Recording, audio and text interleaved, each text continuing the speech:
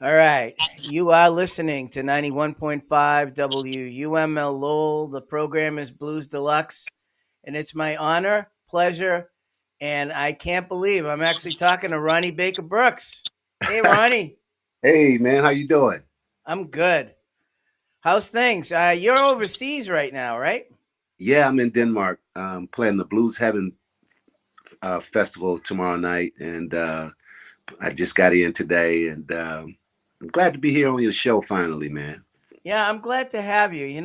It's been a while. I saw your dad many years ago, and I chatted with him, and um, you were just getting started in your career. I mean, really moving your career forward back then. But your dad was such a great guy. I loved coming to see him when he come out and play. And tell me what that was like growing up with an influence like that.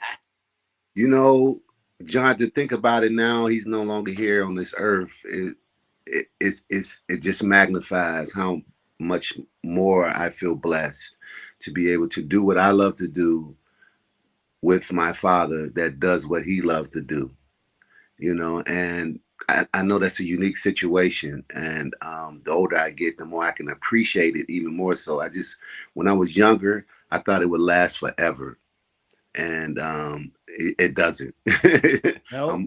I'm sitting here proving that, but I had some great times. I'm so blessed that Lonnie Brooks is my dad, and of course my mom too, Janine. They were a team, and they built our home and our foundation at our home with love, man. It was built around love and music, and it was just looking back now that Dad's no longer here. It was just a blessing. Well, I can tell you, I played the hell out of a song called "Stranger in My House" from one of his records. Yeah, Always, I love that song, and I play it often. How's that to tell you? that's awesome. That's awesome. I played on that record. That matter of Yeah, fact, first that's the one song on that album that he let me do all the guitar work. see that? So Yeah, you're not the only Brooks in the family that's out there. You have a brother, yeah, Wayne, who's been playing as well. I got to see him once, hmm and he was really good too. Your brother's really good too. yeah. Wayne Baker Brooks. He's been doing it. We both come up in the blues under our dad. It was like a blues college. We started out as roadies. Wayne did too, and then eventually got up on stage and became a part of the band.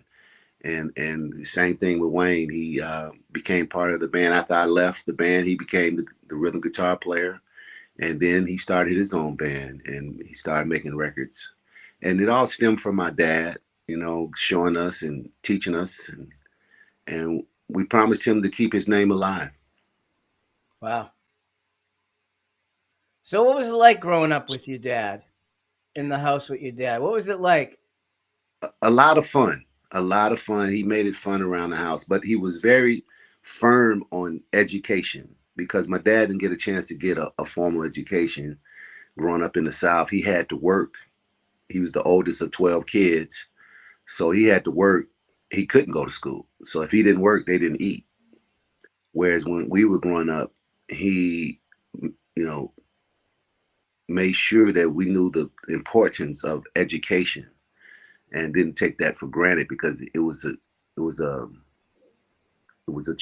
he didn't have that choice. And so, but other than being firm on education and discipline, fun. I mean, he was like a child at heart. He would actually get on the floor and play with us if we were playing with cardboard games. Uh, he loved to play checkers. Uh, my dad loved martial arts, so he would do martial arts moves on Wow. us. We were his test dummies sometimes, Yeah. and then a lot of music. We had recordings of us playing with dad. I would play the bass on a guitar. I would play the bass lines, and my brother Wayne would play the drums with some pots and pans with spoons, man. Wow. And my mom would be in the background singing, or my sisters would be singing, and it was just music all the time around the house. So it was all in the family. You guys were a musical family all the way Yeah, through. That's great. yeah. So when did you decide to become a professional musician? When did that? When was that? You know, John, I started out at 6 years old. Dad started teaching me at six, and I've started to progress. And I always, like my dad would say, if you want he would give us attention, but if you want my full attention, you'll do what I do. You get my full attention, and I just wanted to be that around dad. You know, I was a dad's boy, man. I just wanted to be around him. He couldn't go anywhere without me, man. I begged him to take me with him, and so I just wanted to play. I just wanted to be doing what he was doing. And when I turned 9, my dad was in Europe, over here in Europe, and doing a tour. He would call home to check on us. He said, "If you learn 2 songs by the time I get home, I'll get you on stage with me." So when he got home, he couldn't get out the cab. I'm showing him I learned Messing with the Kid by Junior Wells. And he kept his promise and got me on stage with him at a place called Pepper's Hideout in Chicago. Yeah, I remember that name of that place. Yeah, man. And There's some live recordings that were done in that yeah, place. that's the first place I played, the first stage I played on. And so I had went through a period where I was playing around with my dad's friends and people that was older than me. And if there were musicians that wanted to play, they wasn't playing. That was my age. They didn't want to play any blues, you Yep. know. So I quit to play basketball and broke my dad's heart. And then I got back into it. Excuse me. After graduating from high school, I think I got really really serious after graduating after high school. And the one particular moment that made me know that this is what I wanted to do was when I was roadieing for my dad, and I would come up and play maybe 1 song a night on the bass guitar. And this particular night in Chicago at the Kingston Mines, Albert Collins came by, and I saw Albert and Dad do a jam together. I literally thought I saw fireworks coming from their guitars, and you could feel the energy in the room just building and building and building and building. And I stood on the side of the stage watching this, and I prayed right there. I said, God, if you keep me healthy, this is what I would like to do the rest of my life. And that's when I became very, very serious, sometimes too serious. Yeah, that's good. And what'd your dad think when you decided? Did- He loved it, but he never forced it on me. He wanted me to do what I wanted to do, because he always said, if I make you do it, now you're doing it for me. And if it don't go well, you'll blame me. You got to want to do this because you want to do it. And because you love to do it. If it's basketball, if it's music, whatever it is. And he supported that because even when I played basketball, my dad would go, he had a day job at the time, and he'd play gigs, his musical gigs at night. So he'd have a gig on Friday night, get up on Saturday morning and take me to my basketball games, sit there and watch me play, take me to lunch, then come home and take a nap and do his gig Saturday night. And if I had a game on Sunday, he would take me to my game on Sunday. So he was very supportive, Well, man. that says a lot about your dad. Think about what you just said. That Yeah, he spent a lot of time with you, even though he was out on the road.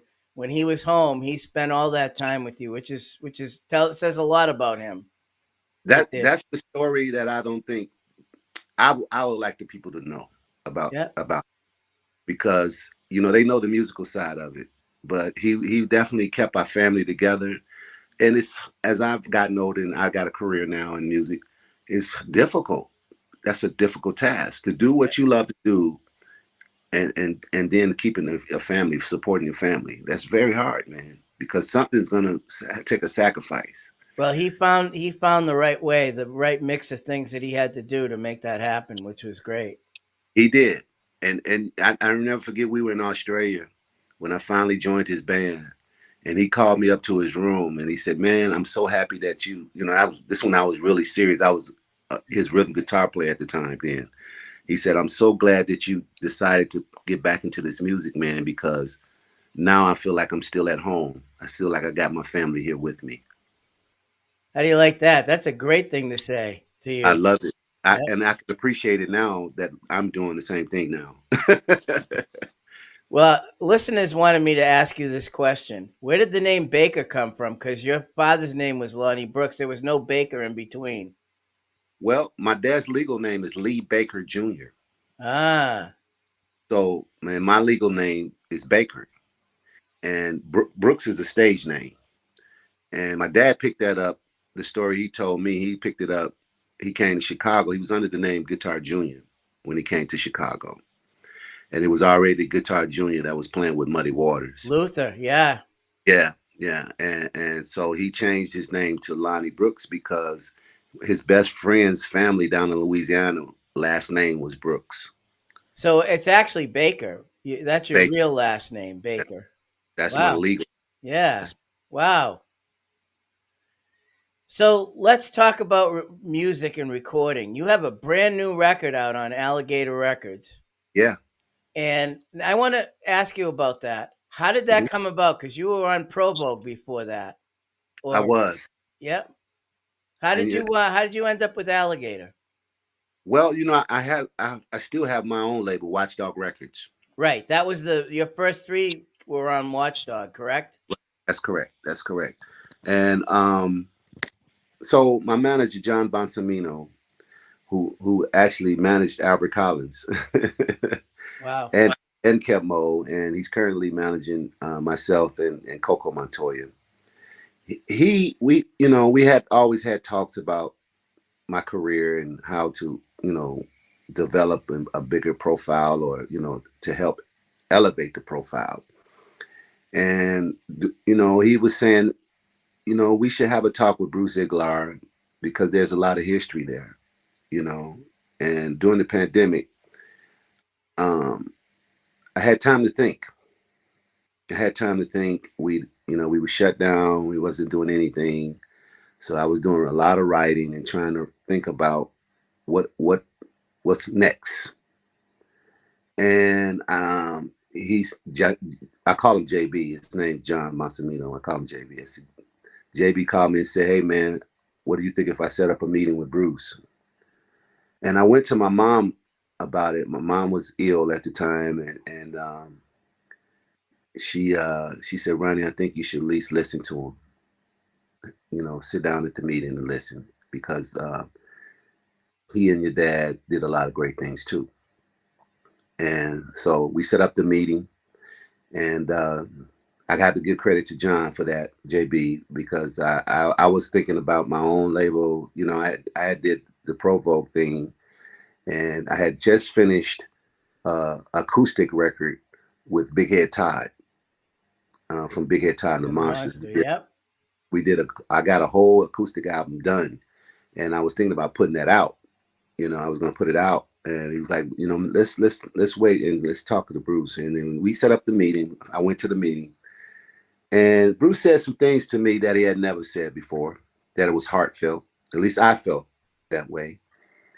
And I started thinking about all of the things that I've done over there at Alligator. The first record I played on was on Alligator. The Which was first, which record? Which record was uh, that?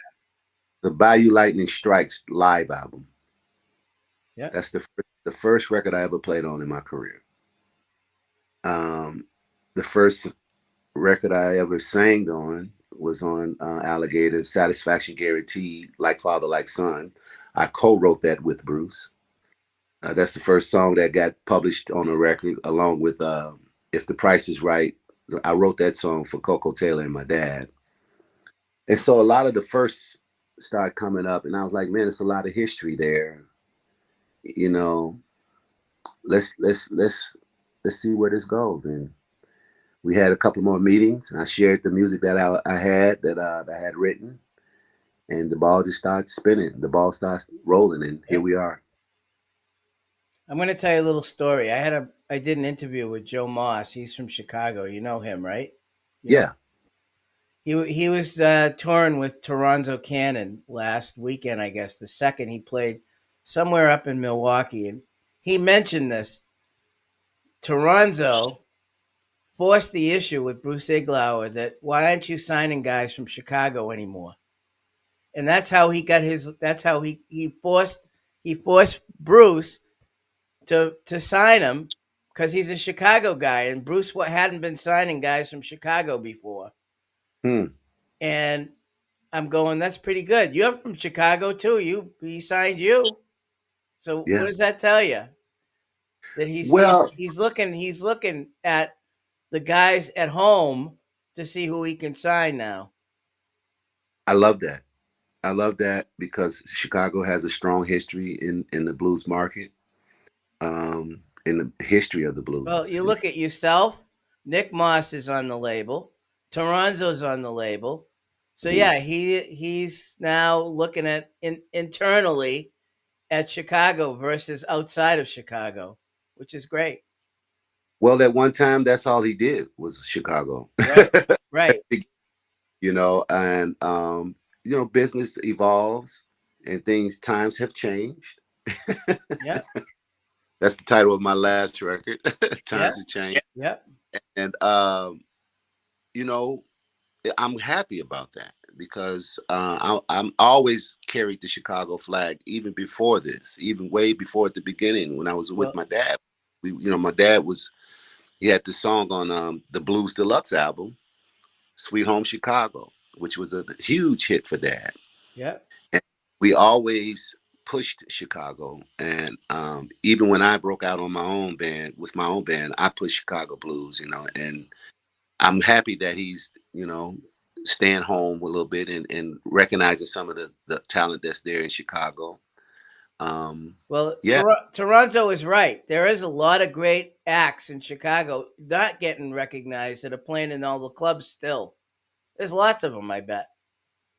well, John, at one time, Bruce and I did talk a little bit, like 30 something years ago, but it was so many great artists back then that was still alive, like my dad, Coco Taylor, and Yep. it was Junior Jimmy, Wells. Yeah, yeah, everybody. Eddie Clearwater. They were still alive, so I couldn't get the attention with all of that still around. You know what I mean? So now that a lot of them have passed on, it's time. It's Well, time. yeah, you're the next generation. He might as well start signing some of the next generation to Yeah. keep the music alive. Whoever convinced him, I'm happy for that. Well, according to Joe, Joe said, "I'm really proud of Toronto for sticking to his guns and standing up and saying to Bruce, why aren't you signing people from Chicago?" And I Yeah. guess I guess it got to him. He realized maybe I need to do that again. Yeah. That's true. That's true.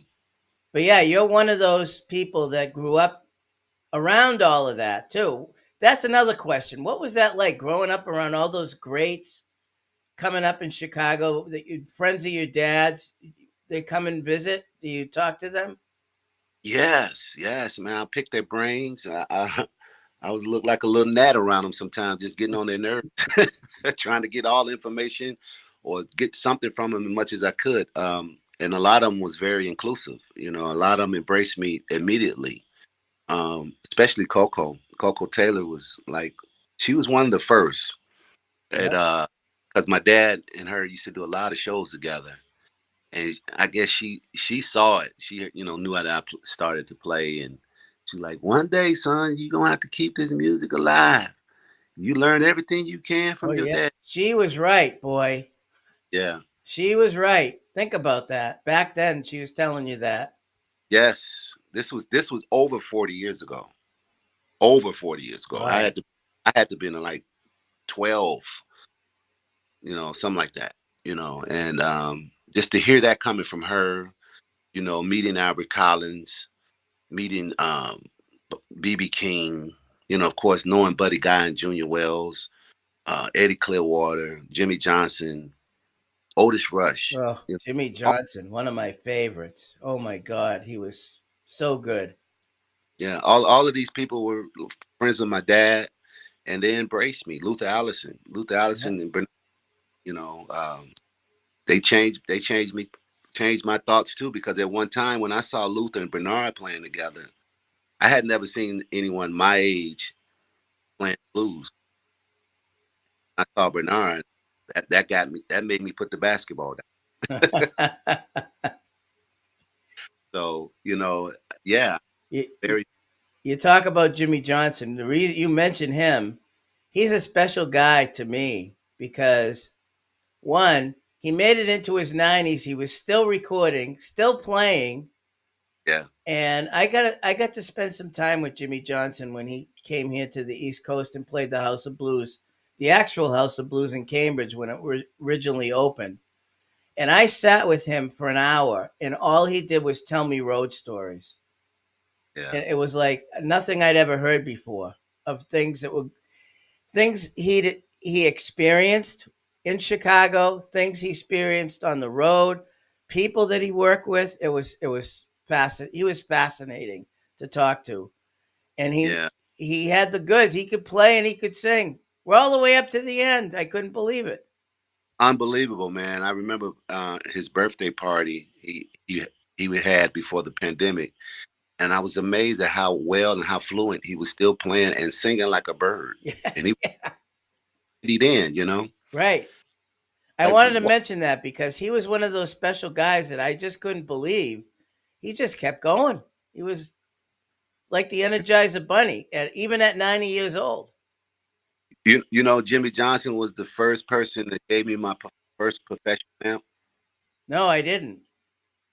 I still got it. Wow. When I joined my dad's band, he well, he didn't give it to me. He sold it to me for a little or nothing though. Yeah. He I bought the amp from him, man, and I remember my dad was upset because he's like, man, that amp is too damn loud. And you loved it because it was too damn loud, right? Yeah, I still got it. Still got it today. That's good. Jimmy's special to our family. So, talk about the new record a little bit. Blues in my DNA. Uh, all original songs on the record, uh, except for one I co-wrote with Big Head Todd Parkmore, and very proud of it. I'm anxious. I'm starting to see some of the response from the people because I'm starting to play it live a little bit now. I had a few gigs under my belt, and it's exciting to see the people receive it. And I'm proud of it. I'm proud of having the opportunity to work with Jim Gaines on this record. Fabulous producer.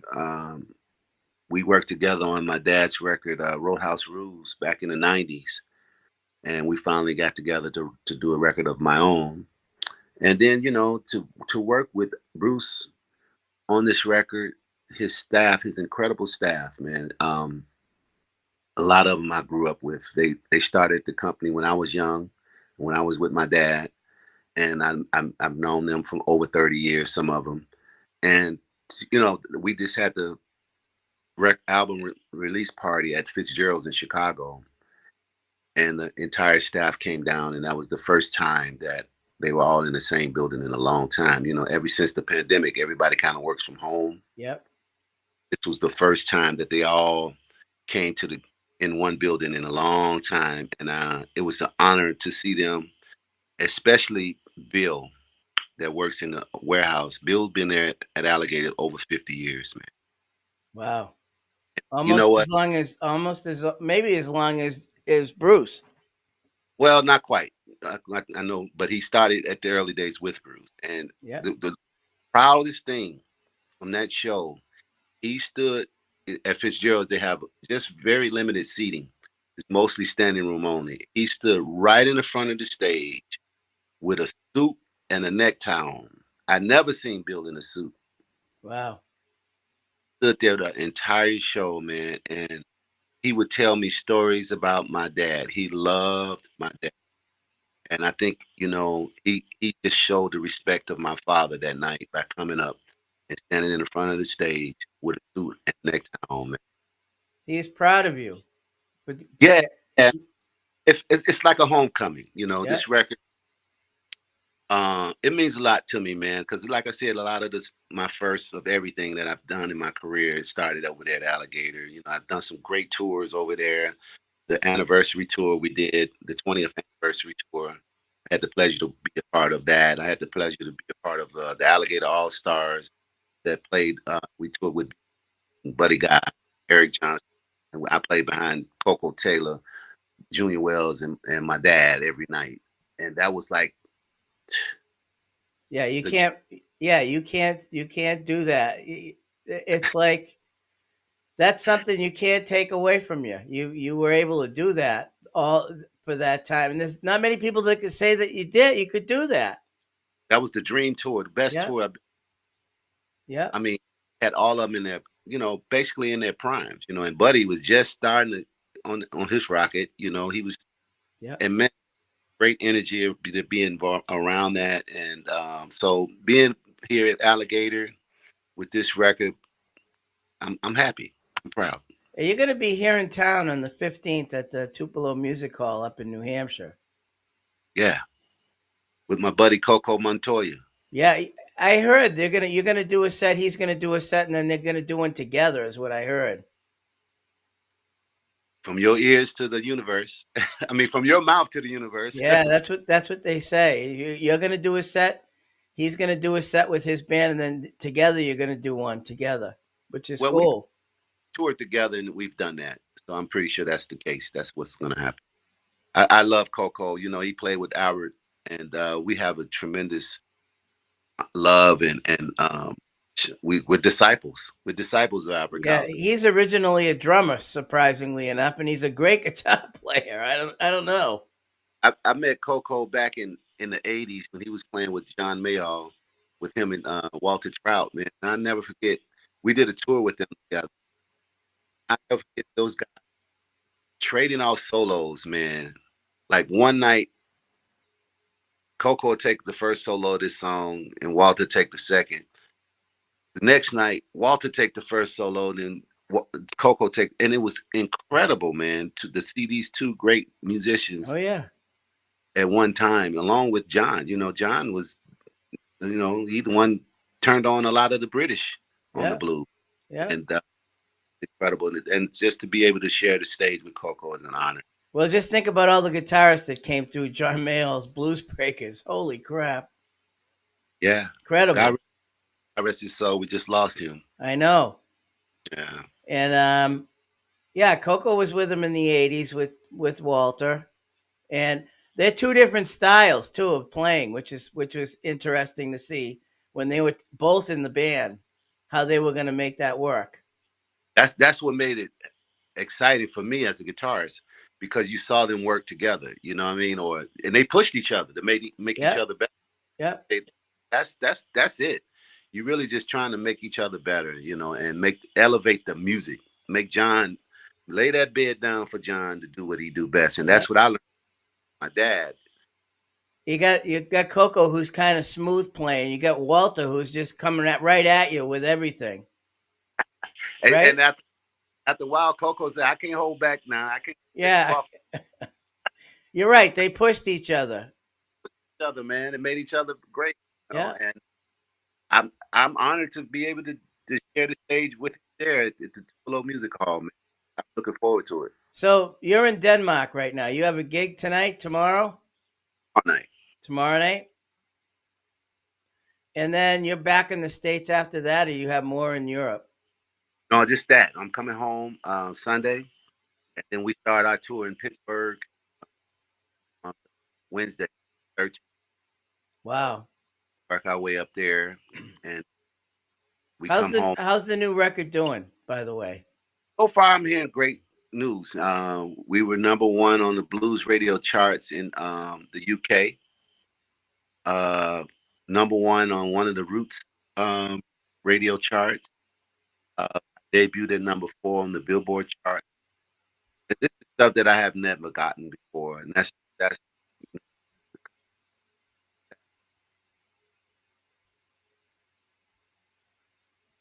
this is what I never had before in my career of this level. Yeah.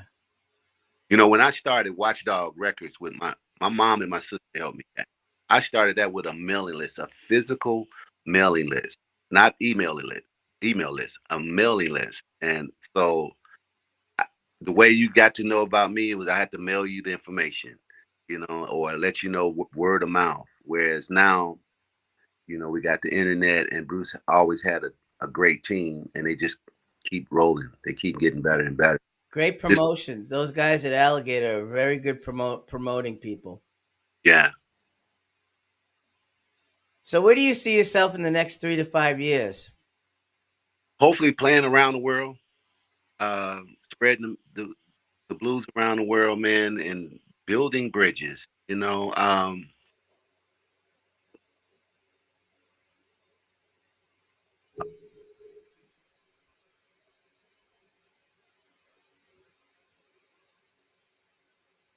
Yeah, we lost your audio there a little bit. Can you hear me? Yeah, I hear you now. Yeah, yeah. Just the blues is a healer for me, and it helped me get through losing my dad, my mom, and relationships, all the ups and downs. And so I hope I can be able to be on the stage where I can bring some music to help people forget about their problems. I got another good question for you. Other than your father helping you through all this, name one musician that you've come across over your career that's been special for you, that you learned a lot of stuff from, for your now and your career going forward. Things that you've learned from whoever that was. Man, John, I've been so blessed. I have I know it's me, a hard question because you've been around a lot of these great artists. but the one that comes to the mind right now is Albert Collins. Albert gave me uh, a, a inspiration, knowledge. He did so much that he probably didn't realize when he was doing it for me. He inspired me to really work hard at this. And my father, it's a line that I say in my bio, and it's true. My father started the fire. Albert Collins threw Lit the gas, fire. Yeah, threw gas on the fire. and then Coco put it on the grill. There you go. Coco, Coco Taylor, she put the meat on the grill, man. And Albert, it was one particular night. I was just starting to play with Dad at the end of the night or whatever, and I would make mistakes. It was hard living up to the being a son of Lonnie Brooks, Yep. and I had to go through barriers that I helped actually help. I hope I helped break down for my brother when he came through the ranks. But I was going through stuff, man, trying to live up to this expectation. And Albert saw the frustration on my face, man. I make a mistake, frown, and we were in L.A., Los Angeles, and he pulled me to the side and said, "Son, you can play, but you're up there making mistakes and you're frowning. You're not going to be Lonnie Brooks. You're not going to be me. You just take what we have and make it you. When you're up there frowning, you're killing your own vibe." And when he said that to me, John, it just took all of that off of me, man. And I started to think that way. Music is a vibe. You people follow your energy. If you're on stage and you creating this energy, they either follow it or they don't. But if they do Yep. follow it now they're giving you something back. Now you got to keep it going. Yep. And one thing that Albert did, he when he hit the stage, he got the audience going, he got the musicians going, and you could feel this energy in the room just elevating, man. And if you're up there frowning or you got some kind of negative energy, it kills the vibe. And Yep. and Albert gave me the formula. And you got it. And look at you now. Great guitar player, by the way. I didn't mention that. You are a great guitar player. There's a lot of great stuff on all those records I was listening to. Thank you, thank you. I try to be the best I can be, man. Each record I jump off, I let it be a platform for me to jump off for the next one. And I've been blessed to have some great producers in my career. Jelly Bean Johnson, who helped me with the Watchdog stuff. Steve Jordan, who did the Provoke stuff with me. And now Jim Gaines. I've learned from all of them and became a producer myself. So I just tried to push myself to be better than I was. Where's your favorite place to play, either in this country or overseas? Anywhere that people appreciate music. I just got off the blues cruise And there's nothing but blues fans on that. They spend extra money to have this, you know, Yep. pride on the ship, and they give it up. You know, they give it up to you, and you can feel the enthusiasm. You can feel the appreciation, and that's me. Wherever people appreciate or love music, don't necessarily have to be the blues. If you just appreciate and love music, and you give me a chance, that's where I want to be. Well, that's great. So, how do people find out about you? You have a website? Yeah, RonnieBakerBrooks.com. I have Facebook, Instagram, X. Uh, I got all the social media platforms, but my all information is on my website, RonnieBakerBrooks.com, where I got tour dates on there. We got the record available on there, the new record, Blues in My DNA. We got, booking information on there, management information, and that's the go-to place. And then Alligator has you on their site too. Alligator Records, yes, Yeah. yes. So, one more question. All right. Um, are you going to be traveling anywhere overseas in the next 6 months or 8 months? I hope so. I hope there's inquiries. Nothing's finalized to my knowledge. But yeah, that's the idea, is to get it all over the world. Um, we need more blue soldiers, and I've been fighting the fight for years, man, and now I got an army with me with Alligator. Well, I'm going to say this, and it's not mean anything by it, but you have the right last name to do it. Put it that way. Lonnie Brooks, man. It started with him. I promised him that I would keep his name alive. I was honored to be, first of all, to be his son, um, and then to be in his band, to learn from him. He taught me how to be a man first, and then a musician. And then at the end, John, my dad trusted me with his life. I was able to take care of him when he got ill. He moved in with me and my wife, and during that time, I was always been, even when I was grown and on my own, had my own home and everything, my own career.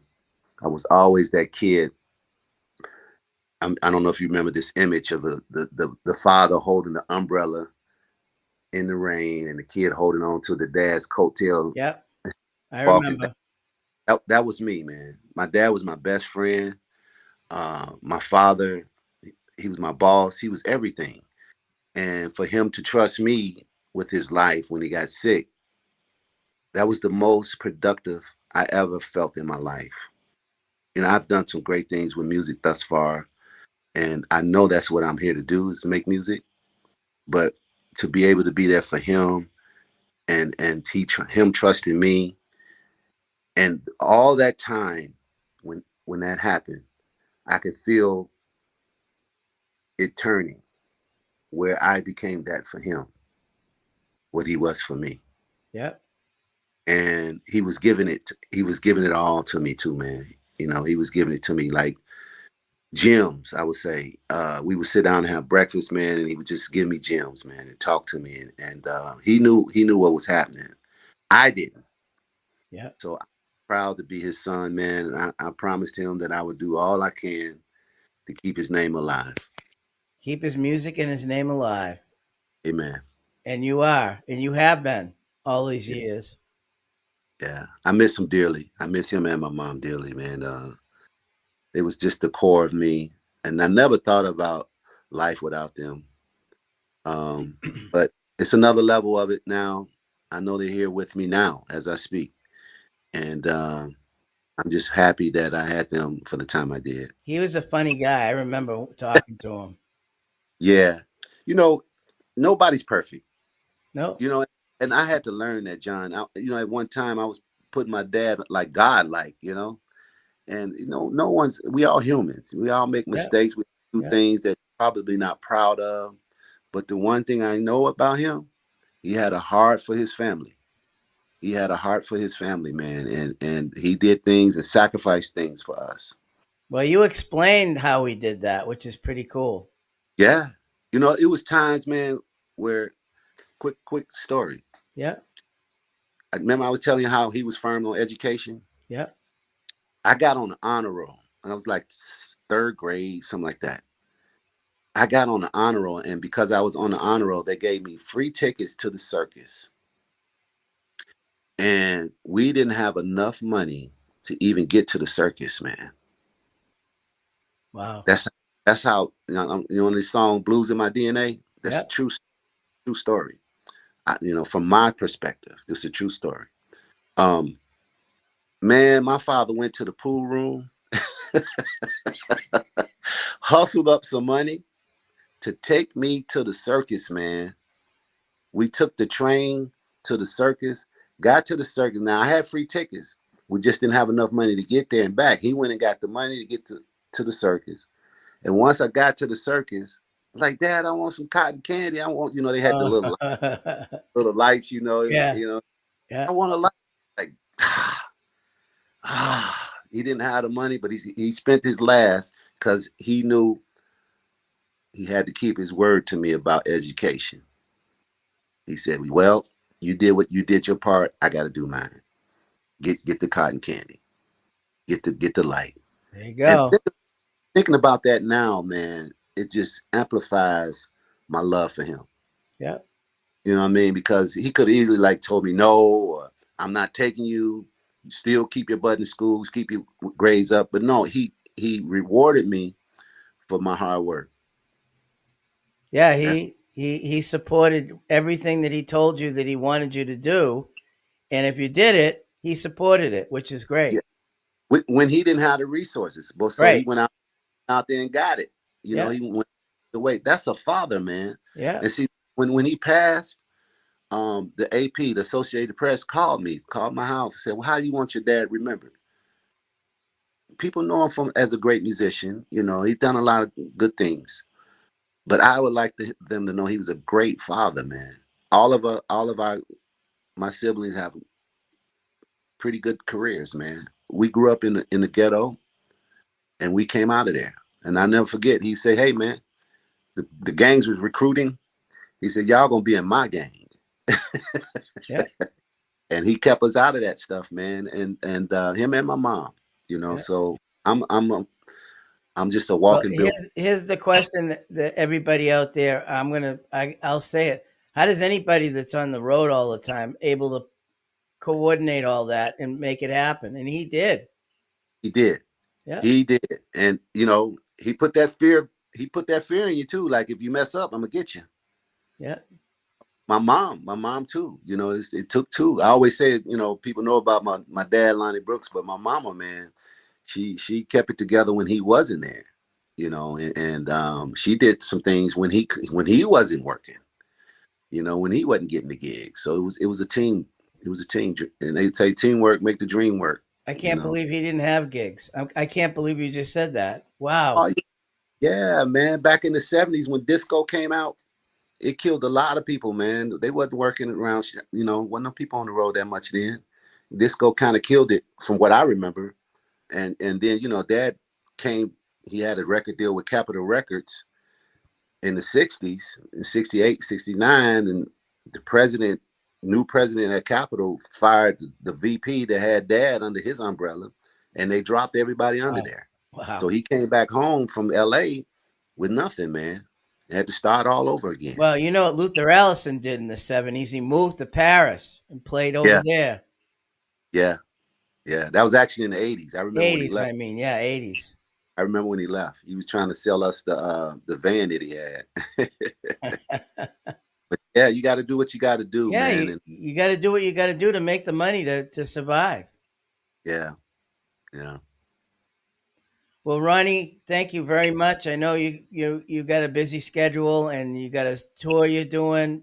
I really appreciate you taking some time out of your busy day to spend it with me.